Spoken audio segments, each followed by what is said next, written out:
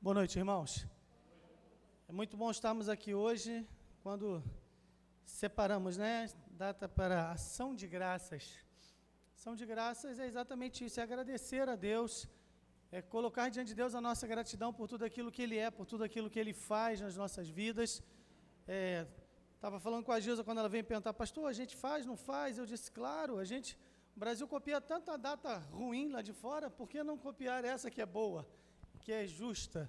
Essa nós devemos sempre separar uma data como esta para agradecer ao Senhor, até porque estamos chegando aí já estamos próximos do final do ano, daqui a pouco é Natal, o ano está terminando e a gente sempre faz um balanço, a gente começa a avaliar as coisas, como o ano foi, e a gente nunca, na verdade, fica plenamente satisfeito, Isso é do ser humano, nós somos insatisfeitos, a gente sempre queria algo mais, mas nós precisamos aprender a agradecer mais e ser gratos a Deus por tudo aquilo que Ele nos permite realizar, ser gratos porque estamos aqui.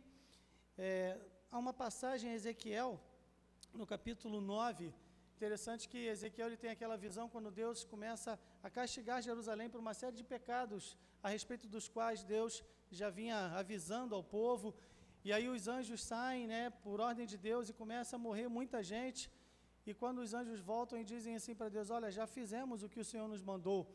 E aí Ezequiel usa uma expressão fantástica no versículo 8, quando ele diz assim, ficando eu de resto.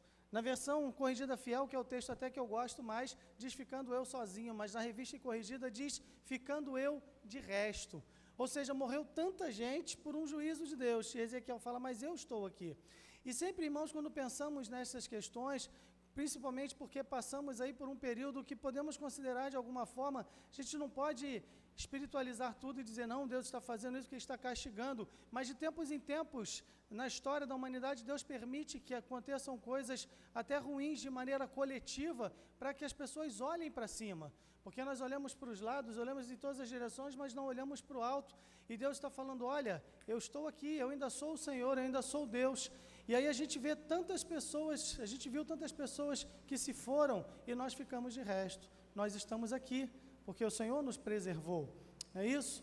Então nós podemos olhar, além de olhar para cima, podemos lançar os nossos olhares em três direções. Em primeiro lugar, um olhar retrospectivo, um olhar para trás.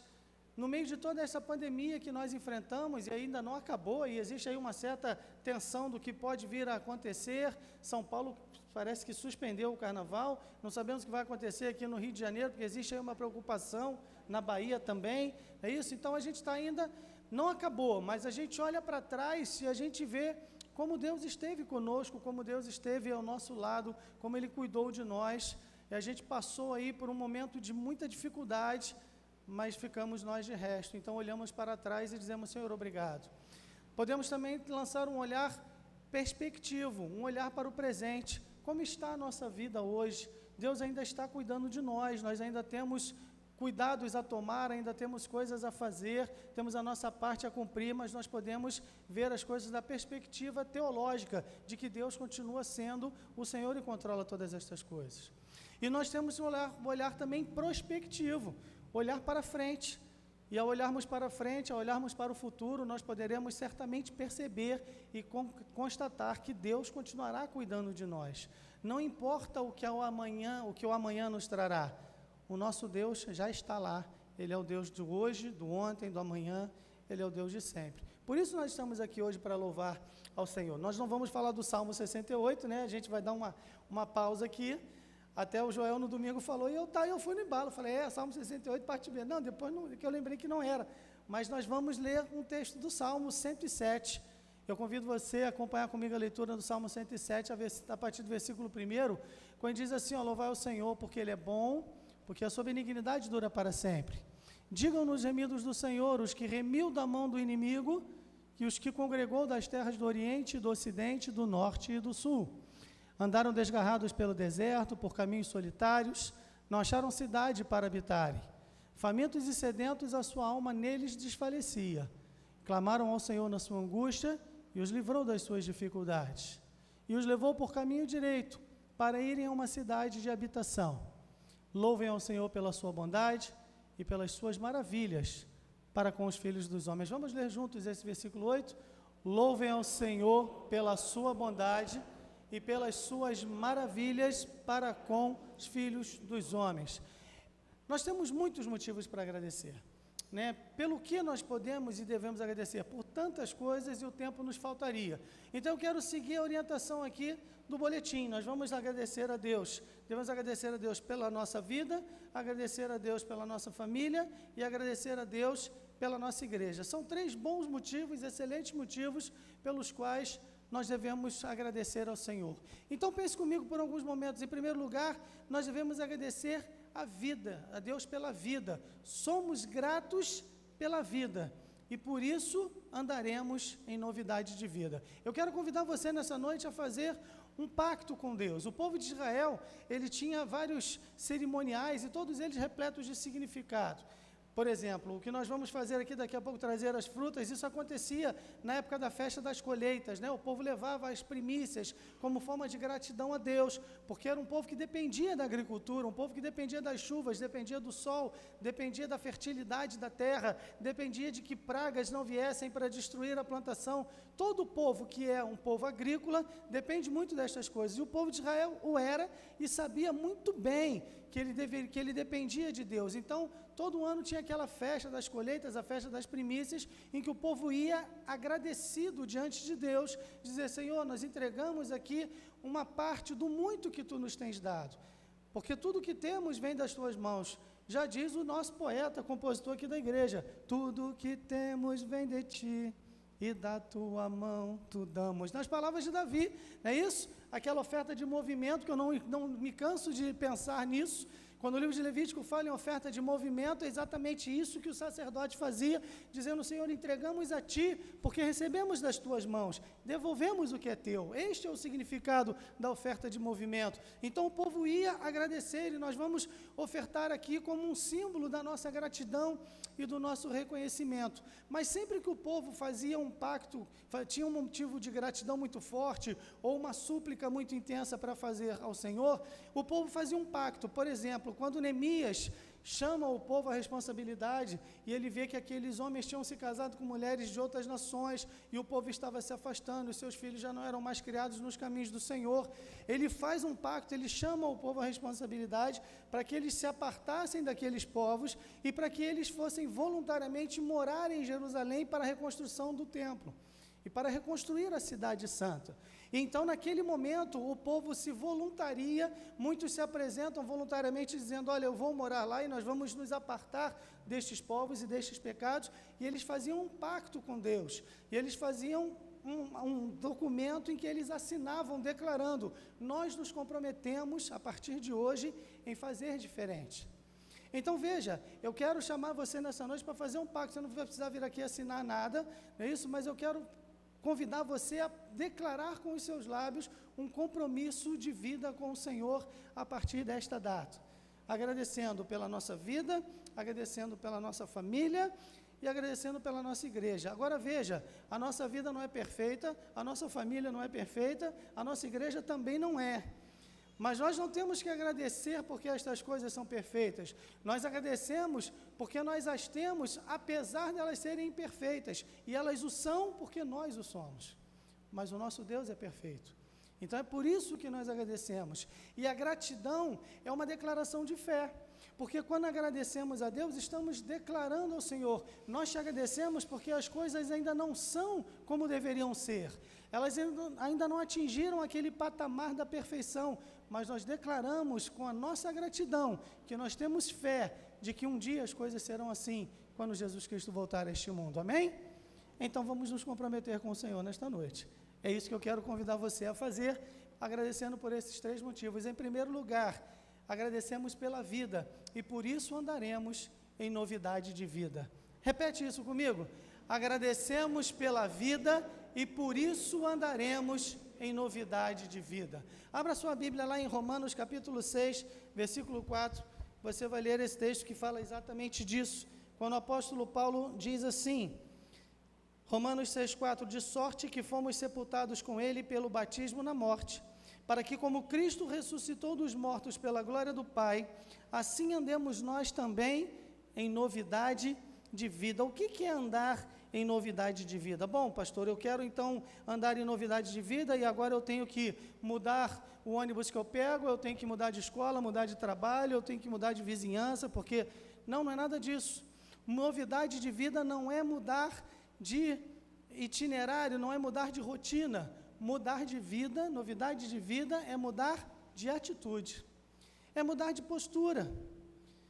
O apóstolo Paulo ele diz aos Tessalonicenses: aquele que furtava, não furte mais.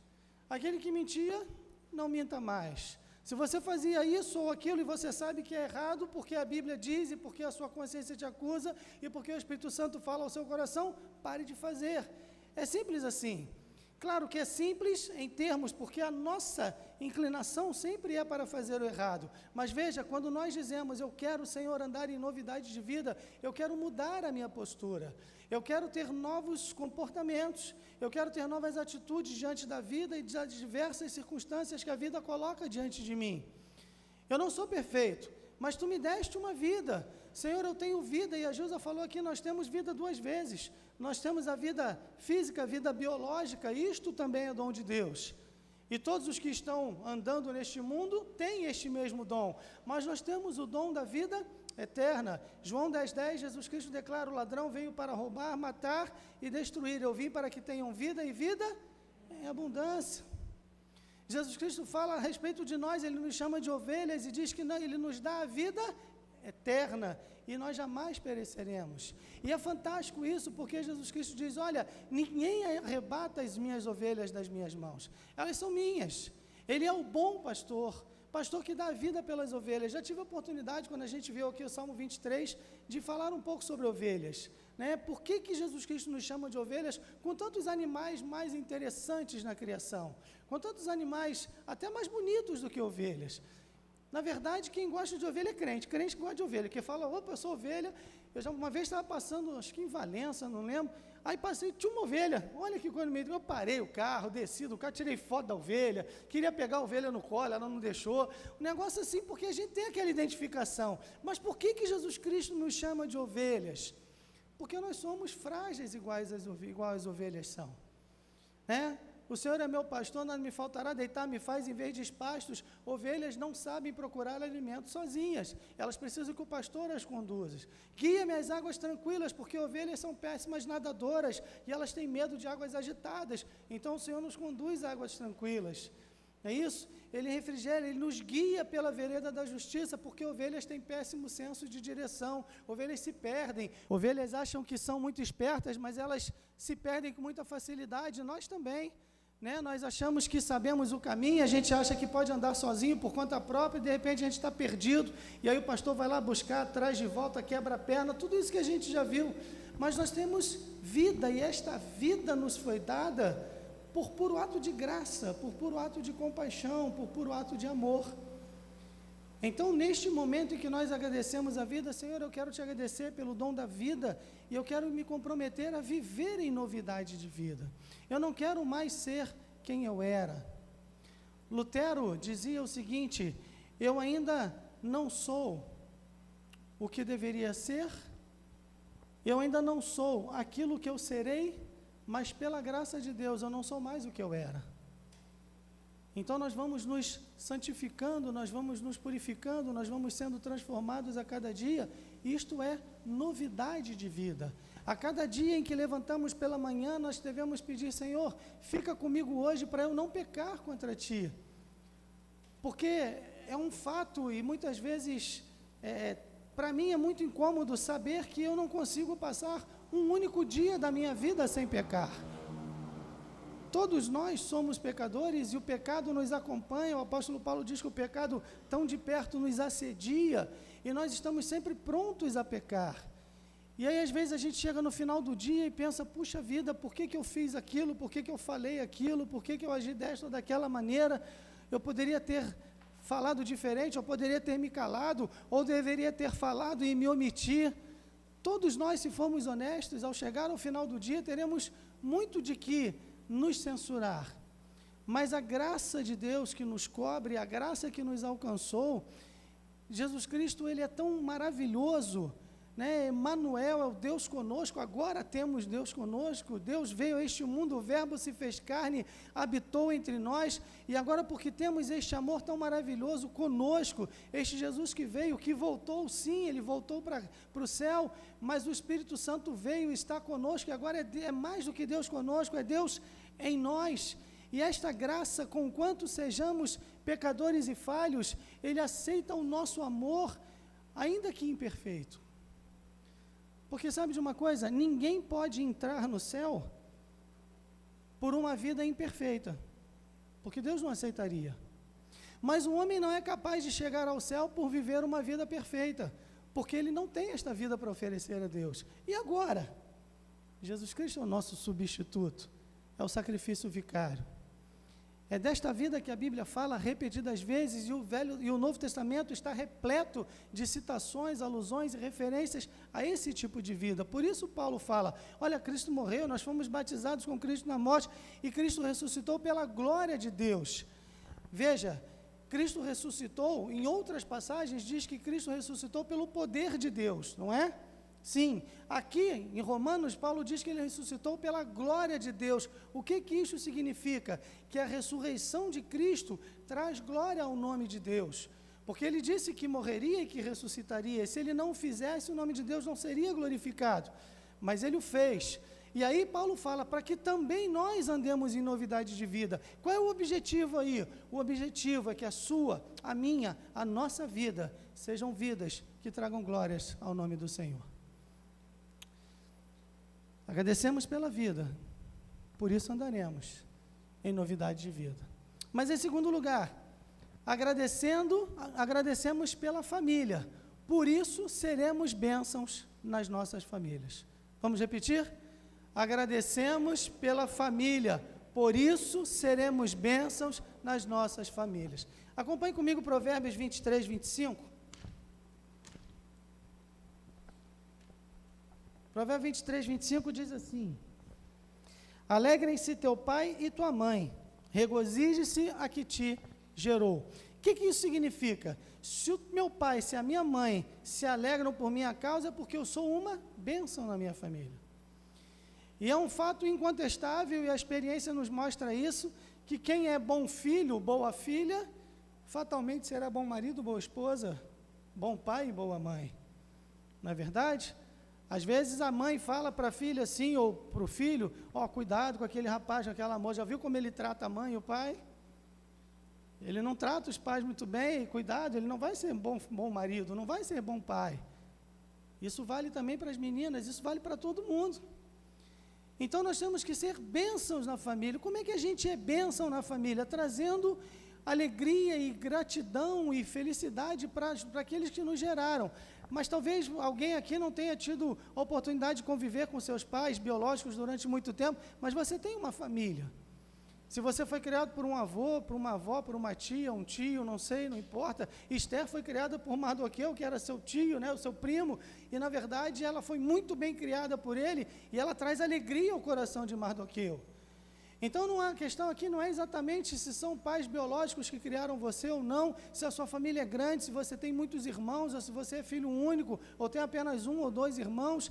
A questão aqui é que nós precisamos nos comportar de maneira tal que sejamos bênçãos na família.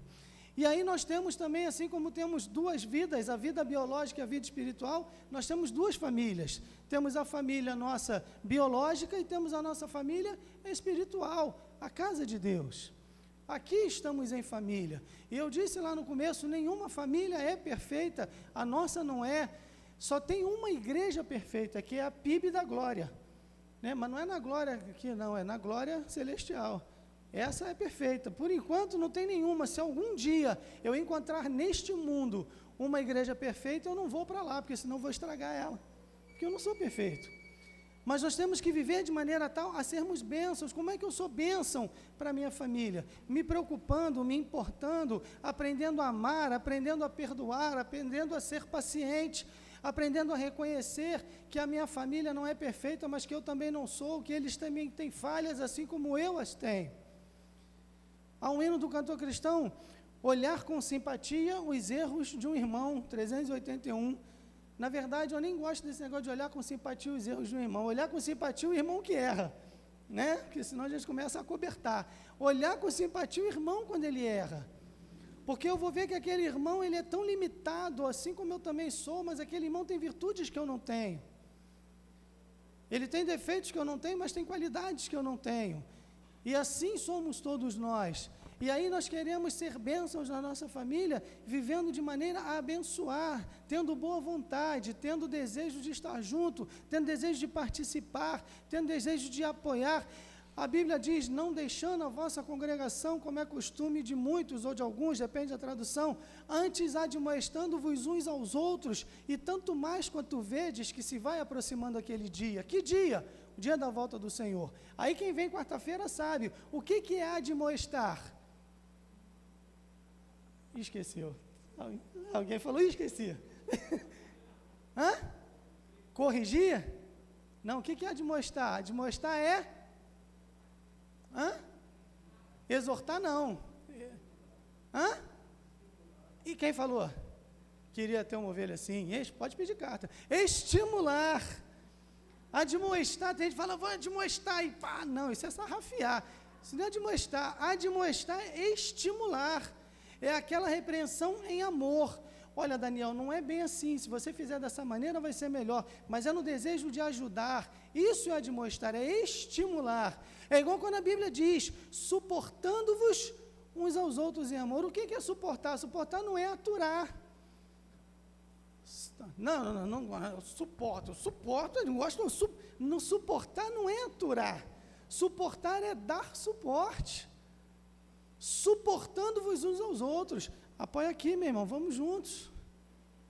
Então é querer ajudar, também é querer ser ajudado, porque ninguém pode ajudar quem não quer ajuda. Se eu caio no buraco, né, e aí passa ali o Joel e fala assim, pastor, estica a mão aí que eu te puxo, e eu não quero nem esticar a mão, ele vai fazer o quê? Vai pular no buraco junto? Serão dois no buraco. Eu preciso demonstrar que eu quero ajuda.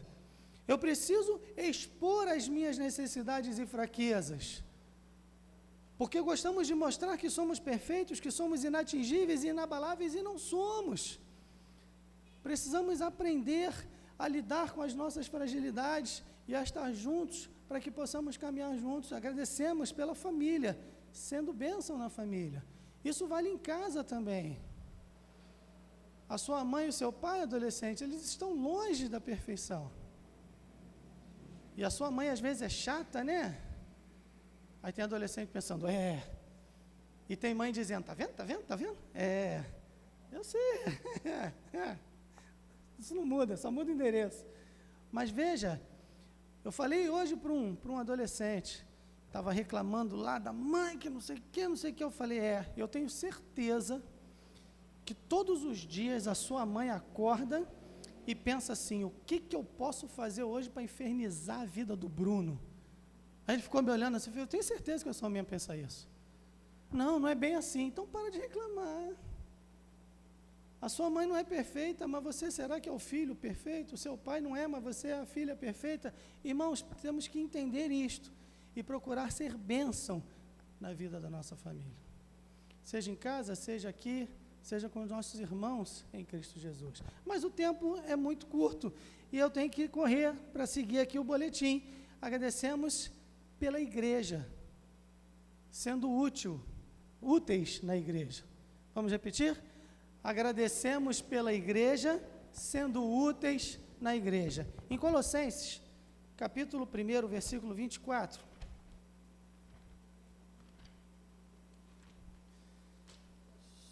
Colossenses 1, 24. É isso. Regozijo-me agora no que padeço por vós, e na minha carne cumpro o resto das aflições de Cristo pela igreja. Veja, Paulo diz que ele está sofrendo o resto das aflições de Cristo pela igreja. O que ele quer dizer com isso? Que o sacrifício de Cristo não foi suficiente? Claro que não. O sacrifício de Cristo é totalmente, plenamente suficiente. Quando ele fala que ele sofre na própria carne os sofrimentos, as dores, pelo que resta, pela igreja, é porque ele está dizendo, eu estou disposto a me sacrificar, se preciso for, para que a minha igreja seja abençoada. Irmãos, este é um pensamento profundo, este é um pensamento importante. Eu estou disposto a me gastar, sofrer o dano, como o próprio apóstolo Paulo fala lá na primeira carta aos Coríntios, no capítulo 6, sofre o dano, e nós não queremos sofrer o dano, nós queremos retaliar, nós queremos que as coisas, não, aqui comigo assim, eu sou crente, mas não sou bobo, né? Eu não me vingo, eu só dou o troco. Essas conversas fiadas que a gente escuta aí em um monte de lugares e várias vezes, mas não, eu sofro mesmo, eu me gasto, eu dou o meu melhor para a minha igreja, porque afinal de contas, a igreja é o corpo de Cristo, a igreja é a noiva de Cristo, a igreja é a única instituição que permanecerá por toda a eternidade. E a gente viu isso aqui quando a gente estudou Abacuque, né? Tudo vai passar, impérios passarão, grandes multinacionais passarão, os povos passarão, vai permanecer o quê? A igreja de Cristo. Esta igreja, a respeito da qual o apóstolo Pedro fala que os anjos anelam perscrutar, eles querem entender isso e não entendem. E nós somos a igreja, então não há nada demais, não é sacrifício nenhum eu me gastar para abençoar a minha igreja. E aí a minha igreja, seja ela, pensando na igreja de maneira geral, toda a igreja de Cristo espalhada pelo mundo, como também aqui em Vargem Pequena, é a minha igreja. É o lugar onde eu venho, onde eu me sento, onde eu canto, onde eu oro, onde eu escuto mensagens, onde eu vejo os meus irmãos, onde eu converso, onde eu choro, onde eu me alegro, onde eu me aborreço também. É a minha igreja. E aí a gente pensa, para terminar, a gente pode entender o seguinte: pensar em igreja, pensar em família, pensar em vida, está tudo interligado. Porque a minha igreja é a minha família também. E a minha igreja, sendo minha família, é um lugar onde eu me movimento durante os domingos, durante o meio da semana e ao longo da minha existência, isso faz parte, influencia diretamente na minha vida. E aí nós cantamos, faça do meu lar, Senhor, um lugar onde Jesus tem prazer em estar. Veja, Jesus, ele prioriza e ama muito a família. E a Bíblia nos mostra isso. Jesus nasceu aonde? Está pensando em falar em Belém. Onde Jesus nasceu? Belém, muito bem. Jesus Cristo desenvolveu seu ministério aonde? Está pensando em falar em Jerusalém. Aonde foi? Muito bem, sabia que estava pensando? Em Jerusalém. E quando Jesus ascendeu aos céus, ele foi assunto aos céus, ele estava onde? Um doce de batata doce para quem me disser. Ele não estava em Belém, ele não estava em Jerusalém, ele estava onde?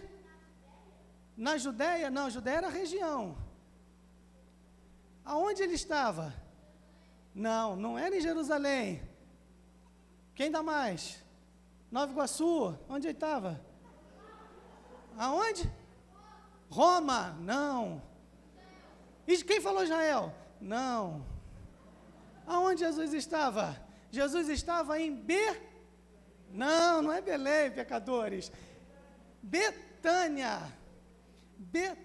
Agora veja, quando Jesus Cristo estava para voltar para o céu, ele não foi a Belém, em cujas montanhas os anjos explodiram de louvor, lá nos campos, né, de Belém, onde os anjos exultaram dizendo que o Redentor nasceu. Ele não escolheu Belém. Ele não escolheu Jerusalém, que era a cidade sagrada, a cidade santa, onde o templo estava, onde ele realizou os seus milagres mais maravilhosos, onde os maiores sermões da história do mundo foram pregados. Não, ele não escolheu Jerusalém. Ele escolheu Betânia. Quem morava em Betânia? Marta, Maria e Lázaro. Onde Jesus tem prazer em estar. Jesus Cristo amava aquela família, e a Bíblia diz, Jesus Cristo amava a Maria, a Marta e Lázaro, seu irmão. Jesus gostava de passar tempo lá. Uma família simples, não era uma família de sacerdotes, não era uma família de escribas, não era uma família rica, não era uma família importante, mas era uma família que Jesus amava. E aí veja, eu não tenho dificuldades em imaginar Jesus Cristo passando lá, sempre que podia ele ia lá. E ele chegava lá e Marta sempre tinha um lanchinho, bênção, né? Marta fazia aqueles bolinhos de tâmara, aquele suco de tamarindo, né? Aquelas coisas, e ele ficava ali e descansava e conversava. E Maria sentava aos seus pés e ouvia Jesus falar, e Lázaro estava ali, e ele chora quando Lázaro morre por ver o que o pecado faz na vida do homem, e ele vai lá, ressuscita aquele homem. Veja, irmãos, Jesus tinha prazer de estar ali. Quando Jesus vai deixar este mundo, o último lugar onde ele pisa, é exatamente o lugar onde ele tinha prazer em estar. Família, igreja, a nossa vida. Jesus tem prazer em estar conosco? Essa é a questão. Eu posso levar a Jesus, se Jesus estivesse aqui em carne, eu poderia levá-lo aonde eu vou? Eu gostaria que ele estivesse em pé fisicamente ali ao meu lado, porque ele está em espírito, mas a gente não vê, a gente finge que esquece. Mas se ele estivesse ali fisicamente, eu gostaria que ele estivesse lá no meu trabalho, onde eu converso com meus colegas de trabalho, eu gostaria que Jesus Cristo participasse dessas conversas. Eu gostaria de sentar com Jesus e falar para ele dos sentimentos que eu tenho agora no momento, quando eu olho para o Rafael, eu gostaria que Jesus soubesse disso. Eu gostaria que Jesus estivesse comigo lá na hora da minha prova no colégio, quando eu não é cola não, é só um lembrete, né? Então, eu gostaria. Sabe, irmãos, nós precisamos entender que Jesus está perto, mas Ele tem prazer em estar. Porque igreja, família, vida, está tudo entrelaçado. Por isso nós estamos aqui nesta noite, para agradecer ao Senhor, dizer, Senhor, muito obrigado, louvado seja o Teu nome, mas eu quero me comprometer. Amém? Então diga, Senhor, eu quero me comprometer. Melhor é que não votes, diz a palavra de Deus, do que votes e não cumpras. Que o Senhor nos dê forças, nos capacite, nos ajude a realmente nos comprometermos com Ele. Todos nós precisamos, você precisa se comprometer mais com Deus. Eu preciso me comprometer mais com Deus. Todos nós precisamos nos comprometer. Porque, eu vou fechar a Bíblia para você acreditar que eu estou acabando. Porque quando